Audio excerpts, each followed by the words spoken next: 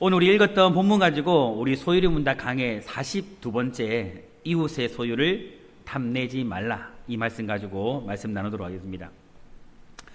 소유리 문답 제 80문을 보면 이렇게 질문을 기해져 있습니다. 오늘 10번째 계명과 관련해 가지고 제 10번째 10계명이 명하는 것이 무엇인가 라고 질문이 되어져 있고, 거기에 보면 이 질문에 대해서 이렇게 답이 되어져 있어요.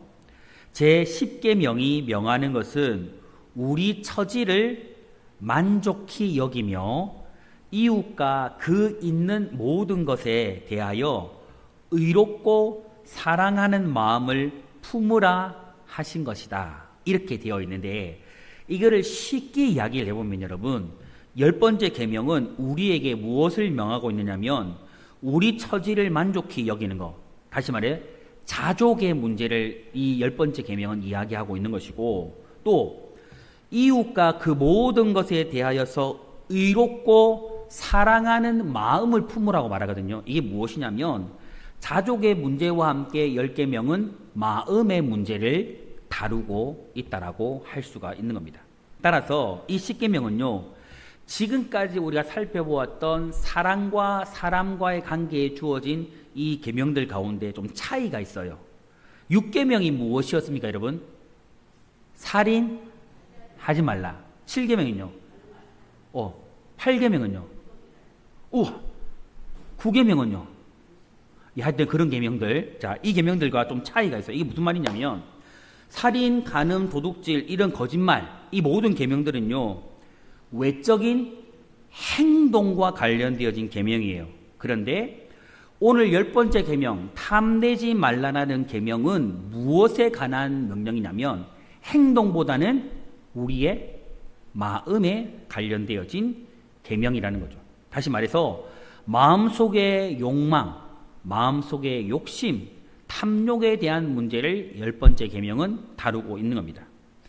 여러분, 세상의 모든 법들은요, 사람의 마음과 관련되어져 있는 법일까요? 아니면 외적인 행동을 다루고 있을까요?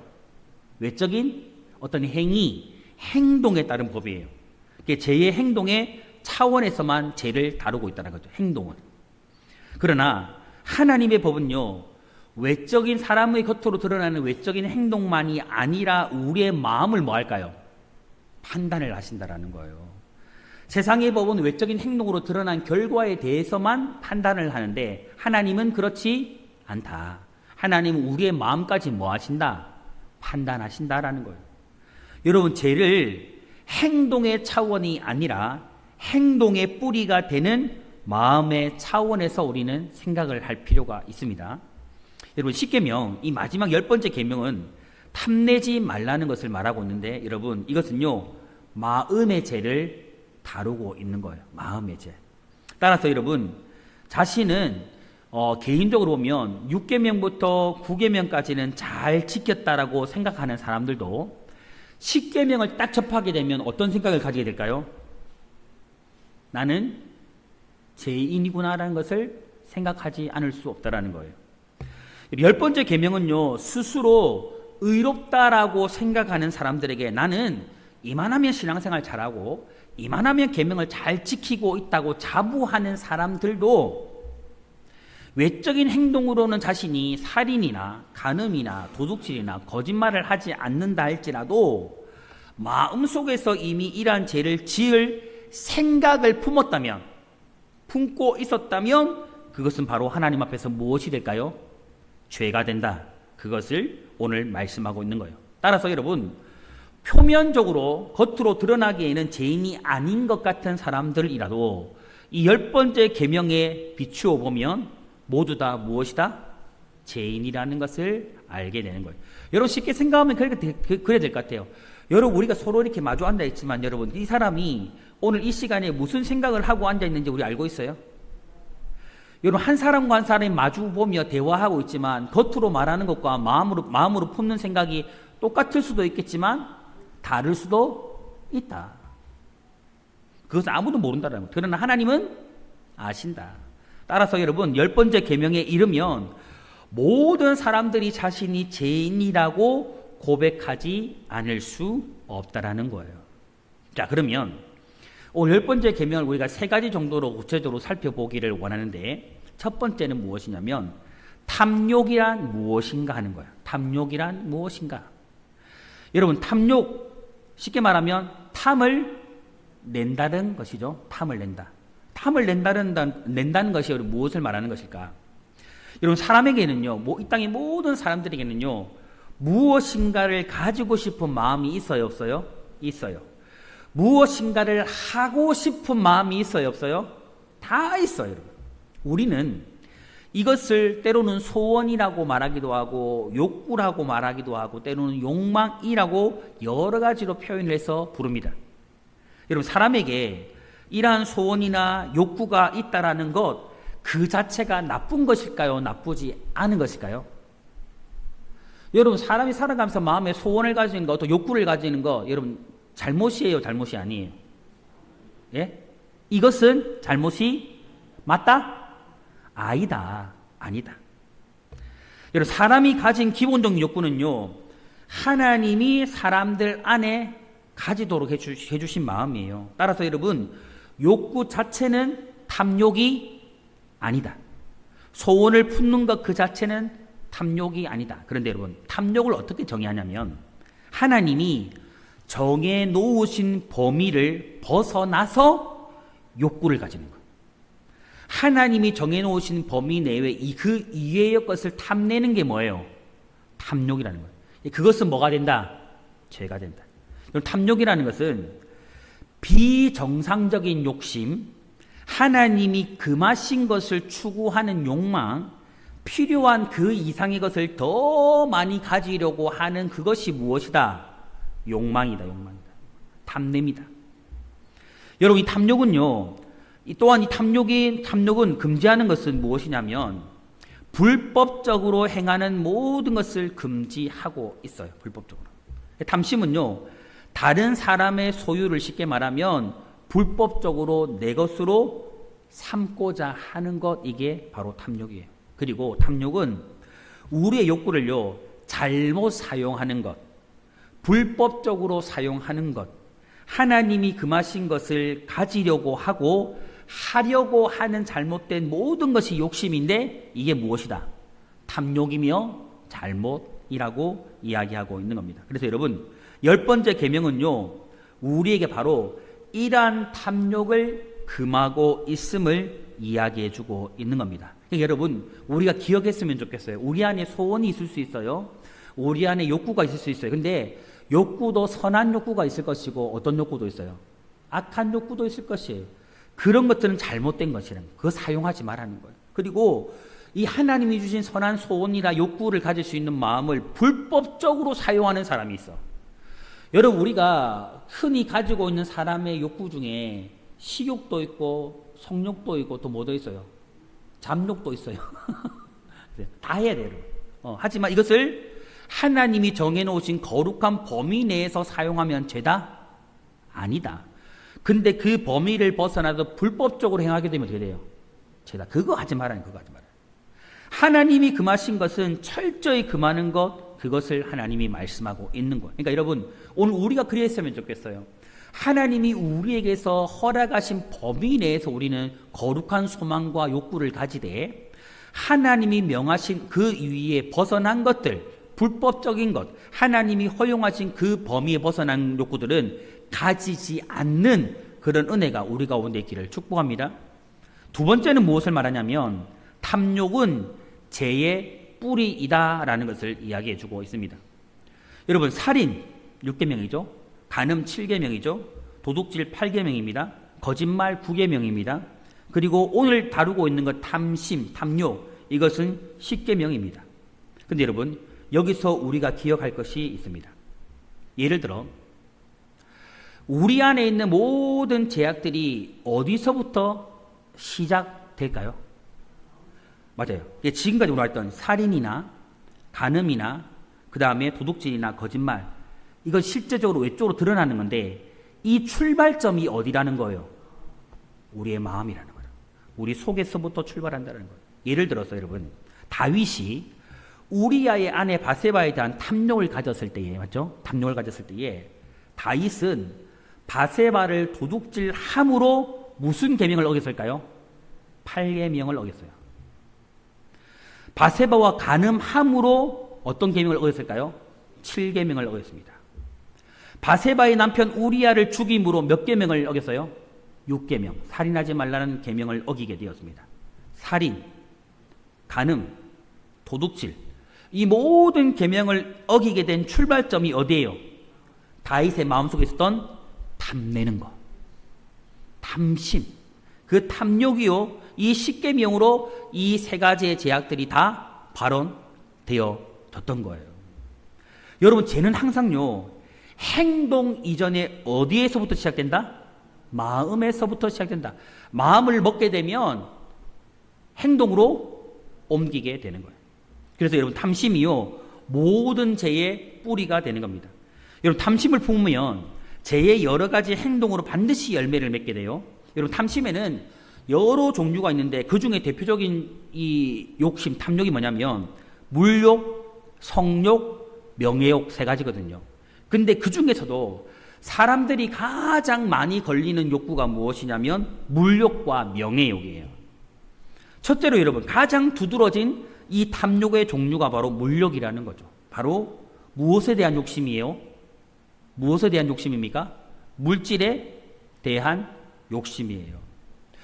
여러분, 사람은 가지면 충족이 되죠.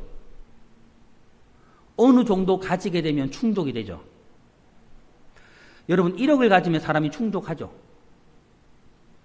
여기서 충족 못하시면 여러분 욕심이 적당하다? 그러면 여러분 10억은 만족해요? 100억은 만족해요?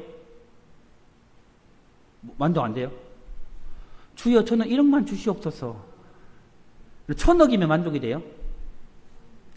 이 사람마다 차이는 있을 것인데 여러분, 이게 무엇을 말하냐면 사람의 눈은 보아도 만족하지 못해요.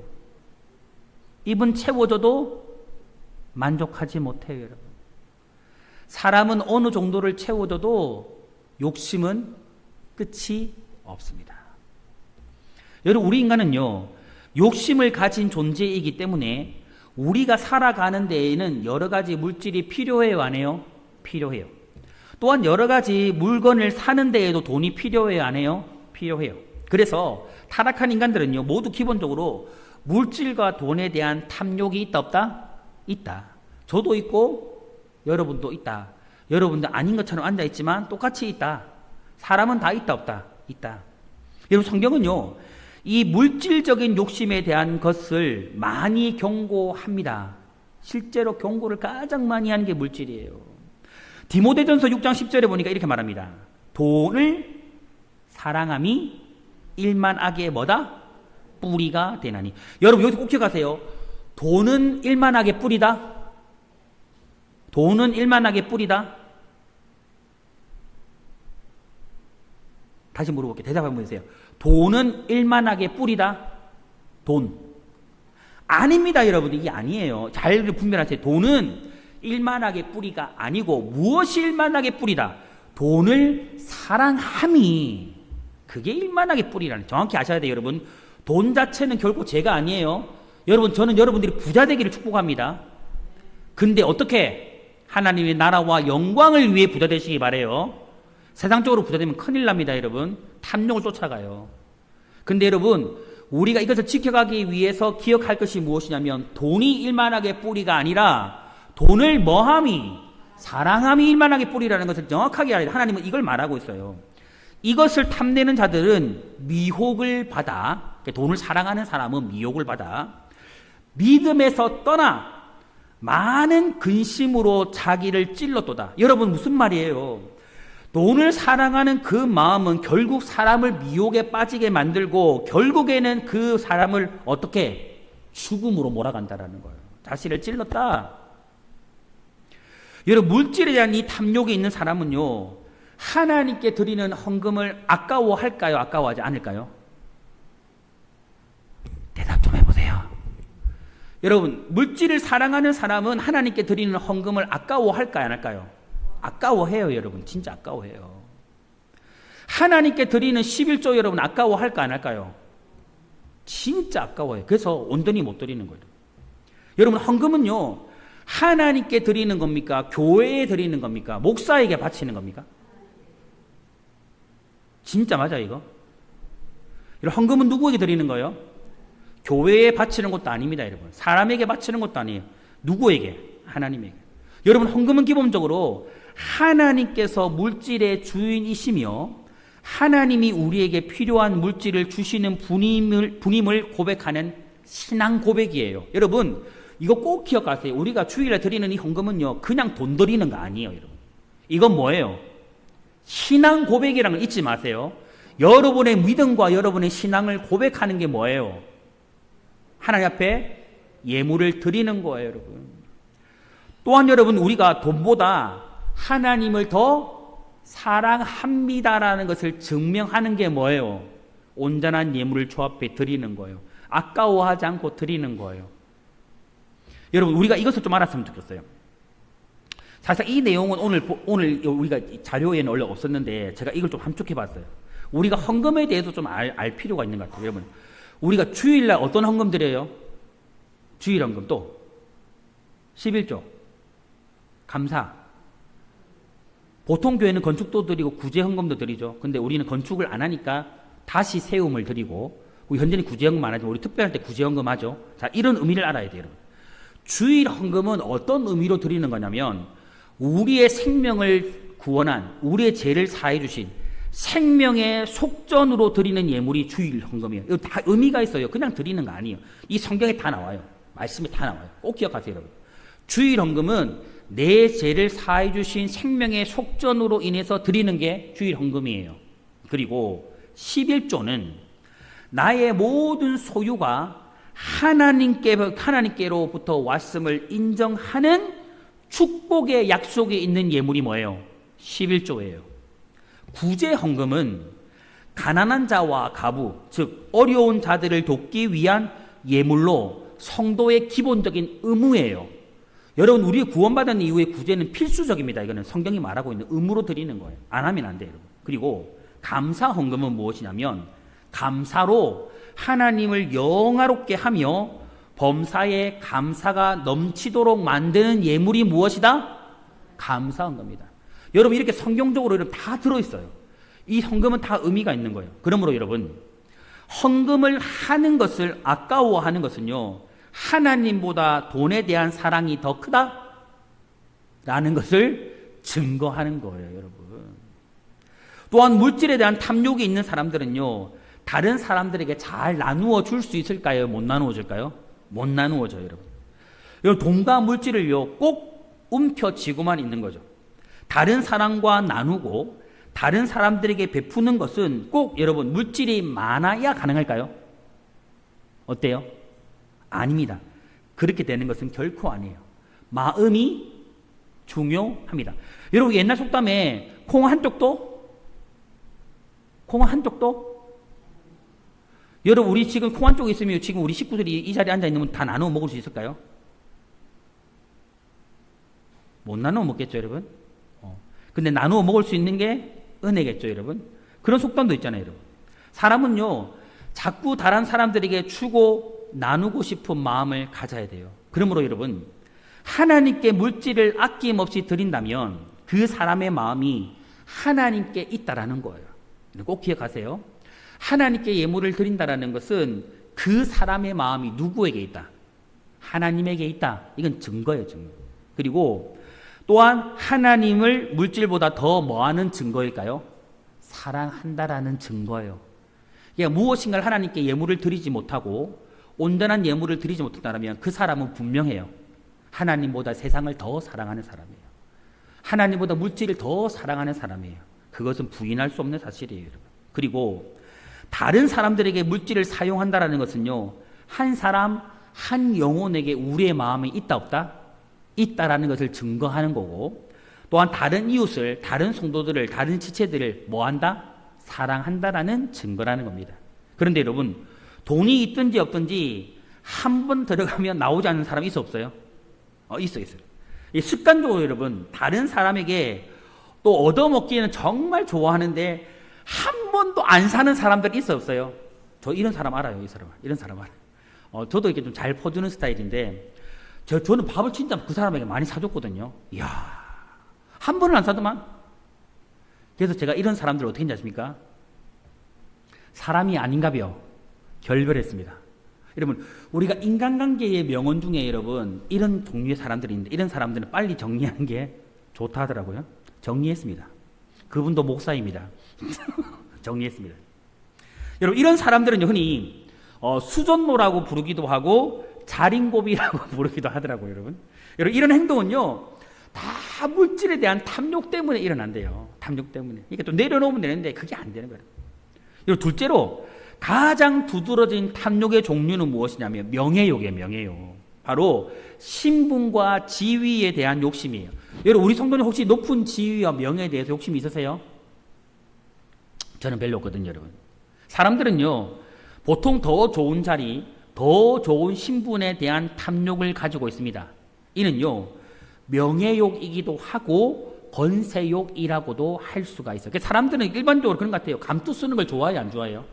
물론 안 좋아하는 분들도 있는데, 사람들은 보편적으로 감투 쓰는 걸 좋아해요. 명예와 지위를 얻는 걸 좋아해요. 여러분, 모세 시대에 모세의 형제 아론과 미리암이 있었습니다. 형과 누나죠. 이 모세를 이 두 사람이 비방한 적이 있어요. 왜 비방했냐면, 표면적인 이유는 모세가 구스의 여자 이방인 여인을 아내로 취하였다라는 것이었지만, 실제적으로는 이 모세가 하나님과 누리는 특권적인 지위 때문에 이리 했던 거예요. 지위 때문에, 높은 지위 때문에, 하나님과 가까운 지위를 가지고 있다는 것 때문에 이렇게 모세를 비방했습니다. 여러분, 왜 모세만 하나님과 독특한 지위를 누려야 하는가? 여기에 대해서 반문을 한 거예요. 이 두 사람이, 아론과 미리암이. 미리암도 여선지자였거든요. 아론은 대제사장이었거든요. 그러나 하나님께 이러한 태도에 대해서 여러분, 하나님은 진노하세요. 진노하세요. 그래서 미리암은 피부병에 걸리는 진노를 하나님께 받았습니다. 또한 여러분, 모세 시대에 우리가 잘 알고 있는 고라와 다단과 아비람과 온이라는 사람이 당을 만들어 가지고 하나님의 지휘자인 그 모세와 반대되는 자신들만 당을 만들어, 반대파를 만들어 가지고 모세와 아론을 정말 강하게 비방한 적이 있어요. 비방했거든요. 왜 너희들만 제사장 노릇을 하느냐라고 모세와 아론을 비방했습니다. 그럴 때 어떤 일이 벌어졌습니까? 땅이 입을 벌려 그 고라당을 통째로 삼켜버립니다. 하나님의 진노가 그들 가운데 임하여 그들이 죽임을 당한 거죠. 여러분, 이러한 신분과 자리에 대한 탐욕은요, 예수님의 제자들에게는 없었을까요? 어때요? 예수님의 제자들에게도 있었어요. 여러분, 우리가 잘 알고 있듯이 예수님의 제자였던 이 야고보와 요한은 이제 예수님이 십자가를 지시기 얼마 전에 예수님을 찾아와 가지고 예수님 하나님 나라에 임하실 때에 가장 높은 자리에 주옵소서, 하나는 오른편에, 하나는 왼편에 달라고 했어요. 이게 다 뭐예요? 높은 지위와 명예에 관련된 거잖아요. 사람은 다 그런 게 있어요. 그런데 여러분, 이것을 보고 다른 제자들이 너는 오른쪽, 너 왼쪽에 한다 이랬을까요? 이거 가지고 싸움했어요. 여러분, 우리는요, 초등학교 때 반장 선거에서부터 시작해가지고 각종 단체장 선거, 지방선거, 심지어 대통령 선거에 이를 때까지 우리 인간 속에 이러한 명예와 권세욕이 얼마나 뿌리 깊이 담겨져 있는가를 볼 수 있어요? 못 봐요? 볼 수 있어요, 여러분. 옛날에 우리 반장 선거만 해도 뭐예요? 내가 반장이 되면 맛있는 거 사주고 이거 해주고 저거 해주고 하잖아요, 여러분. 단체장 선거할 때 다 하잖아요, 여러분. 근데 선거 끝나고 나면 다 그냥 입을 닦아버리죠. 다 뭐와 관련된 거예요? 명예와 권세욕에 관련된 거예요. 여러분, 이것은요, 교회가 모인 단체에는 이게 예외일까요? 아닙니다, 여러분. 교회에서의 그 누군가는요, 이 직분을요, 명예와 감투로 생각하는 사람이 실제로 있어요, 여러분. 이게 뭐라고요? 또 노회나 총회에 가보면 그 참석하려고 임원이 돼야 되는데 그 임원을요, 명예와 감투라고 생각하는 사람들이 실제로 존재해요. 그 나가려고 목숨을 걸어요, 목숨을 걸어요. 여러분, 이런 탐욕은요, 시기와 질투로 표출이 됩니다. 물질이나 지위 등의 욕심은요, 흔히 시기와 질투로 나타나게 되는 거죠. 여러분, 이 시기와 질투는요, 다른 사람이 나보다 더 많이 소유하고 있는 것, 나보다 더 똑똑한 것, 나보다 더 높은 지위에 있는 것을 참을 수 없다. 참지 못합니다. 여러분, 이러한 시기심은요, 주로 가장 가까운 사람에게서 일어납니다. 여러분, 시기심은요, 자기와 동일한 조건에 있는 사람들끼리 생겨난다는 거죠. 그러니까 이런 거예요, 여러분. 자식이 부모에게 시기심을 가져요? 안 가져요, 여러분. 느끼지 않아요. 그러나 같은 형제들끼리는 어때요? 시기와 질투를 가져요. 제 위에 누나가 하나 있거든요. 이 누나가 설교를 안 보기 때문에 제가 이야기하는데, 저희 누나가 원래 연년생긴 같은데 2살이 많아요. 어릴 때 제가 정말 많이 맞았거든요. 맞다가 너무 한다는 화가 나더라고요. 보통 어릴 때 여자들이 센 것 같아. 맞아요, 권사님? 많이 맞았거든요. 한 날은 너무 화가 나는 거예요. 그러니까 제가 어떻게 했을까요? 많이 때리지도 않고 한 대만 때렸습니다. 그 뒤로 때리지 않더라고요, 여러분. 무엇인가 그 마음이 질투하여 욕심이 많았던 것 같아요.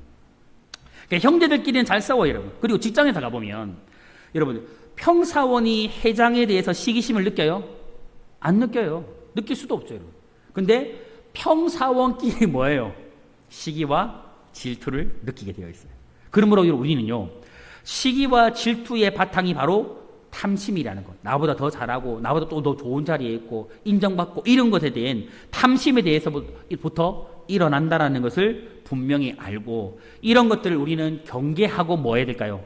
멀리 해야 합니다. 멀리 해야 돼요. 여러분, 왜 그럴까요? 진짜 중요한 이유가 있어요.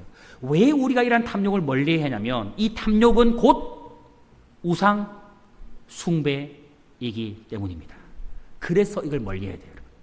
성도 여러분, 우리가요, 탐욕을 멀리하고 고치기 위해서는요, 탐욕의 원인에 대한 정확한 좀 진단이 필요합니다. 이게 무엇인지에 대한 진단이 필요해요.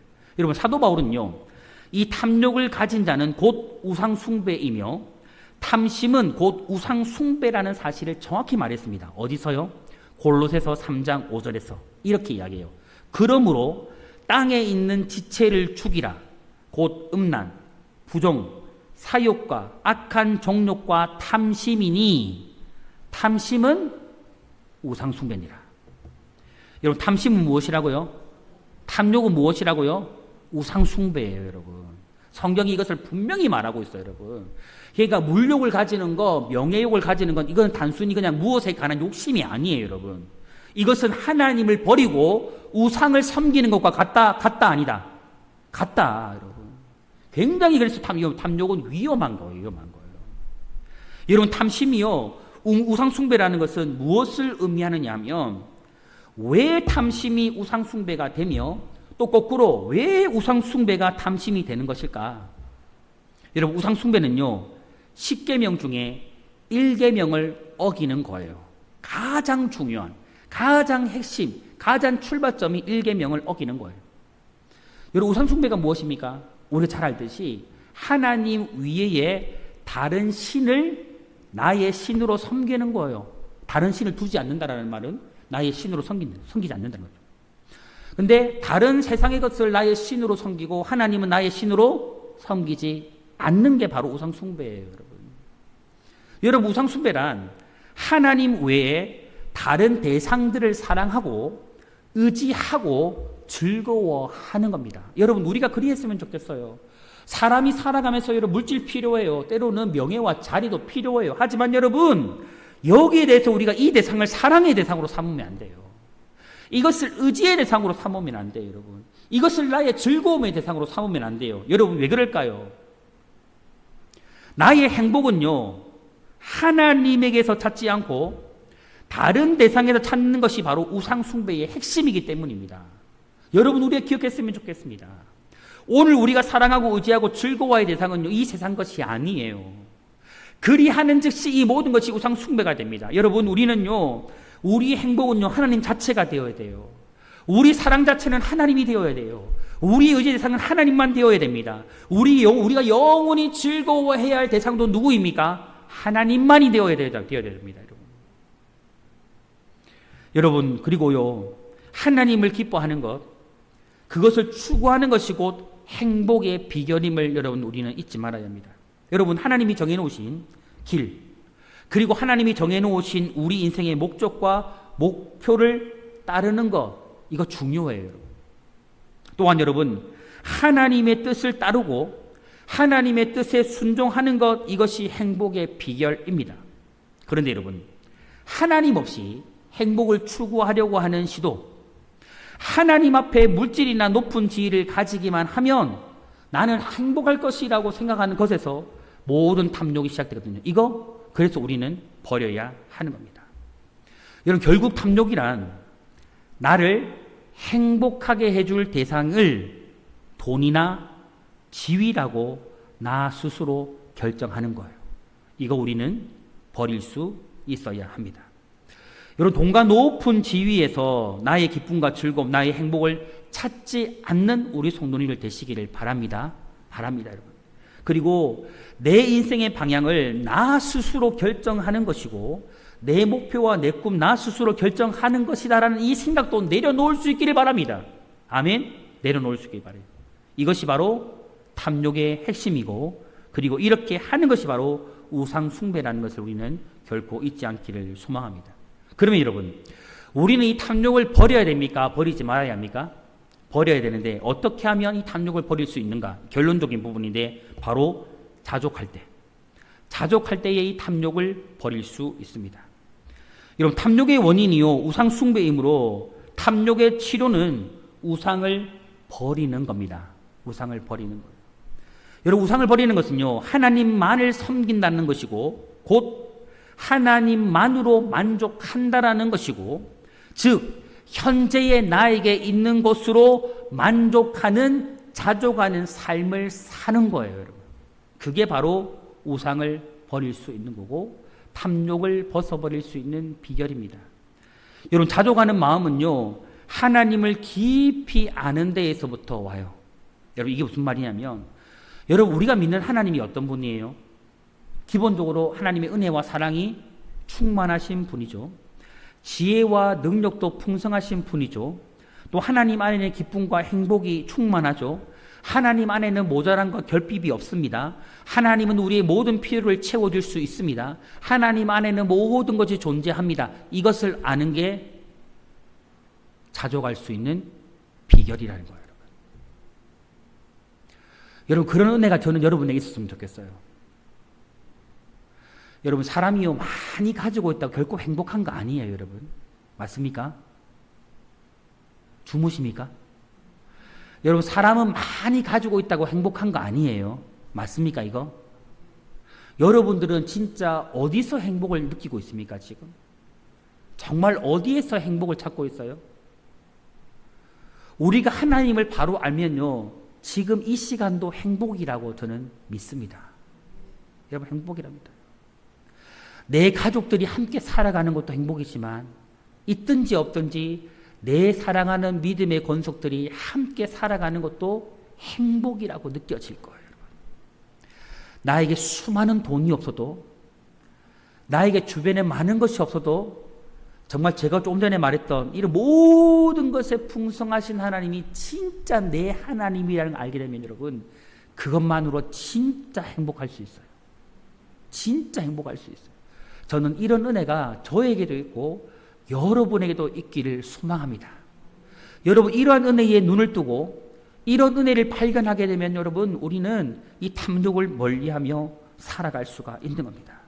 여러분, 하나님을 깊이 있게 알고 하나님 한 분을 소유하면 세상의 모든 것을 소유했다라는 이 진리가 그냥 설교의 한마디가 아니고, 내가 듣는 말 한마디가 아니고 여러분의 영혼에 참된 믿음으로 새겨질 때에 진짜 이런 은혜가 있을 것 같아요. 저는 그리 되기를 소망합니다. 이런 반대로요, 하나님 없이 이 세상의 많은 것들을 아무리 소유한다 할지라도 여러분 진짜 그런 것 같아요. 아무리 높은 명예와 권세에 많은 감투를 쓰고 있어도, 내가 수많은 물질과 돈을 가지고 있다 할지라도 여러분, 그것은요, 하나님 없으면 깨진 독에 물붓기예요. 밑빠진 독에 물붓기예요. 여러분, 절대 행복할 수 없어요. 만족할 수 없어요. 내 영혼에 참된 만족이 없다니까. 여러분, 아무리 많이 소유하고 소유해도요, 내 마음에 있는 빈잔 채워지지 않아요, 여러분. 절대 사람은 채워지지 않아요. 여러분 기억하십시오. 우리의 근본적인 인생과 육체와 영혼은요, 하나님께 속해 있어요. 그래서 하나님과 연합할 때에, 하나님 안에 거할 때에만 진짜 내 안에 있는 빈잔이 채워질 수 있어요. 이 세상으로선 채울 수 없는 영적인 갈망들은요, 주님 안에서만 채워질 수 있다니까요, 여러분. 그러므로 여러분, 이 세상의 모든 것을요, 공급하시는 그 하나님을 바로 아는 것이 바로 자족할 수 있는 비결이에요. 있든지 없든지 행복하게 살아갈 수 있는 비결이에요. 있든지 없든지 만족하며 살아갈 수 있는 비결이에요. 있든지 없든지 기쁨 가운데 살아갈 수 있는 비결이 여기에 있어요. 어떤 하나님을 할 때 모든 것을 할 수 있고 모든 것을 가지고 있는, 모든 것에 풍성하신 그 하나님을 알 때, 그 하나님이 진짜 내 하나님을 알 때 자족할 수 있는 삶을 살아갈 수 있어요. 그리고 여러분, 이 하나님을 알 때 우리는 명예욕을 벗어버릴 수 있어요. 물질에 대한 탐욕을 벗어버릴 수 있어요. 그래서 마음껏 주 앞에 드리고 마음껏 이웃을 섬기고 정말 하나님이 기뻐하시고 원하시는 일들을 하며 살아갈 수가 있다라는 거죠. 여러분 기억합시다. 결론적으로 여러분, 이 10번째 계명은요, 탐내지 말라는 것은요, 곧 자족하는 삶을 살라는 거예요. 누구 안에서? 하나님 안에서, 물질 안에서가 아니에요, 여러분. 명예와 건세 안에서가 아니에요. 이 세상 사람들이 사모하고 바라는 이 세상의 자리에서가 아니에요. 누구 안에서? 하나님 안에서. 사랑하는 성도 여러분, 물질에 대한 탐욕, 높은 지위에 대한 탐욕, 하나님의 뜻이 아닌 그 이상의 것을 탐내는 탐욕, 이 모든 것은 우상 숭배라는 것을 꼭 기억하시길 바라요. 저는 여러분들이 우상 숭배를 버리길 바랍니다. 아멘 합시다. 저는 여러분들이 우상 숭배를 버리기를 바랍니다. 물질에 대한 탐욕을 내려놓으시기 바랍니다. 세상의 지위와 명예욕을 내려놓으시기를 바랍니다. 오늘 우리 모든 성도님들은 우상 숭배인 모든 탐욕을 버리고 모든 것을 공급하시는 하나님 안에서 자족하는 삶을 살아갈 수 있기를 바랍니다. 현재 나에게 있는 모습 그대로 하나님 안에서 기뻐하고 하나님께 감사하고 행복한 그런 삶을 저와 여러분들이 살아가기를 원하고, 오늘 이 말씀 그대로 이웃의 소유를 탐내지 말라는 이 계명 온전히 지키며 살아가는 우리 성도님들 다 되시기를 주님의 이름으로 축원합니다.